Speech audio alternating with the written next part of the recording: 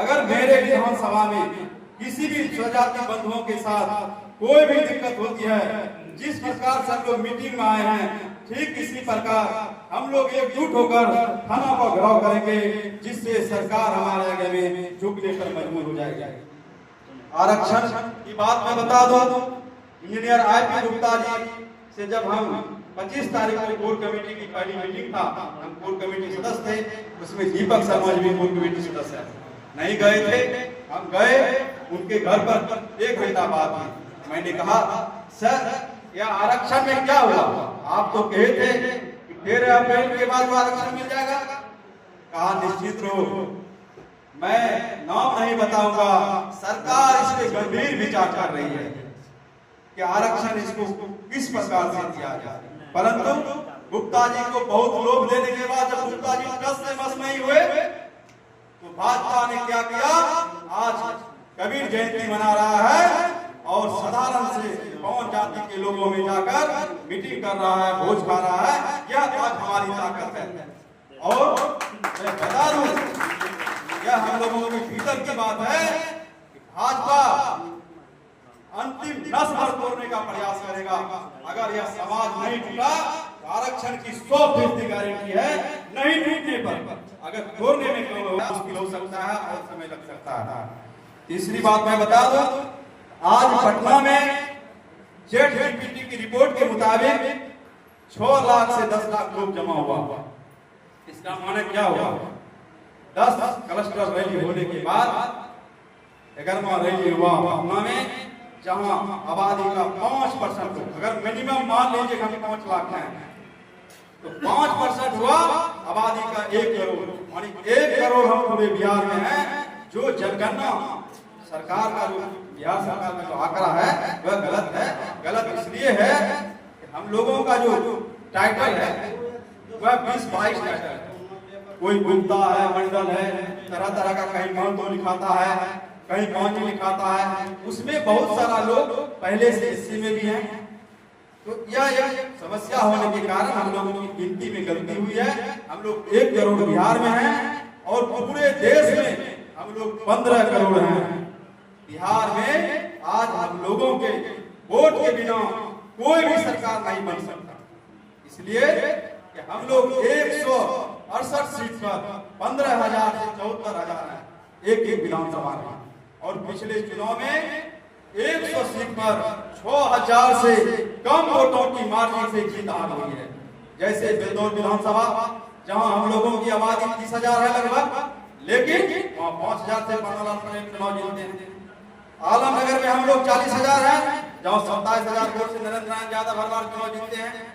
आज क्या है, आज अपने जाति के लोगों का कहीं विवाह होता है, कहीं कोई दुर्घटनावश मृत्यु हो जाती है, हमारे विधायक माननीय नरेंद्र नारायण यादव जाते हैं और भोज खाते हैं, उसको 500 रुपया देते हैं। क्यों? यह आंदोलन की ताकत है। यह मत समझिए कि नरेंद्र यादव आपके यहाँ करके भोज खा लिया तो बहुत बड़ा उपकार नहीं कर दिया। यह आंदोलन की ताकत है, आपकी वोट की ताकत है। देर सवेर तांती तत्मा जब अपने वोट की ताकत को जानेगा तो मैं 8 बार चुनाव जीता हुआ विधायक चुनाव हार जाऊंगा। और जिसके डर से आज द्वारे द्वार जाता है, खासकर कौन समाज में, यह रिपोर्ट है और यह सच्चाई है।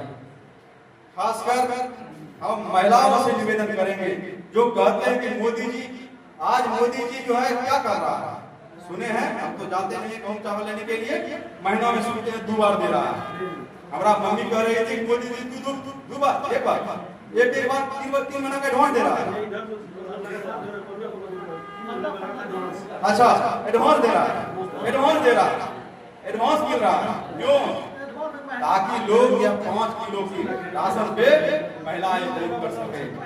लेकिन मैं बता दूं, जो नरेंद्र मोदी आज बिहार में 5 किलो चावल की बात करता है, वही नरेंद्र मोदी गुजरात में जाकर के फैक्ट्री की बात करता है, और हम लोगों बिहारियों को यहाँ से ले जाने के लिए ट्रेन की व्यवस्था करती है, और वहाँ पे उद्योग की बात करता है, रोजगार की बात करता है, और हम लोगों की चावल की बात करता है। वो समझता है इन लोगों को इतना ही औकात है, इसलिए चावल से आगे सोच नहीं सकता। हमारे इंजीनियर आईपी गुप्ता जी कहते हैं, मेंटल ब्लॉक को तोड़िए।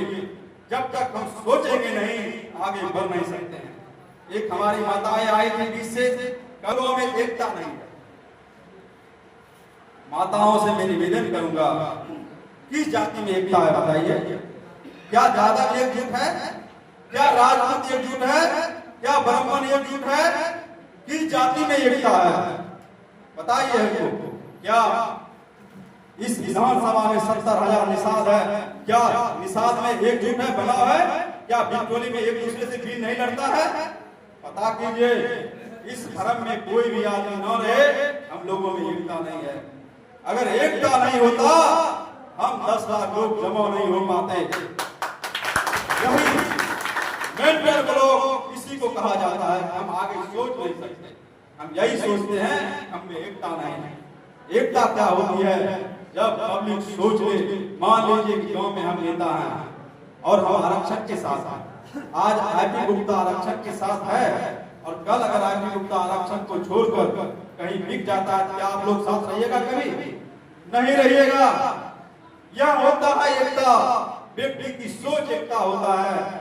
अगर आपकी सोच है, उस अनुसार से आपके नेता को करना पड़ता है, यह नेता की मजबूरी होता है।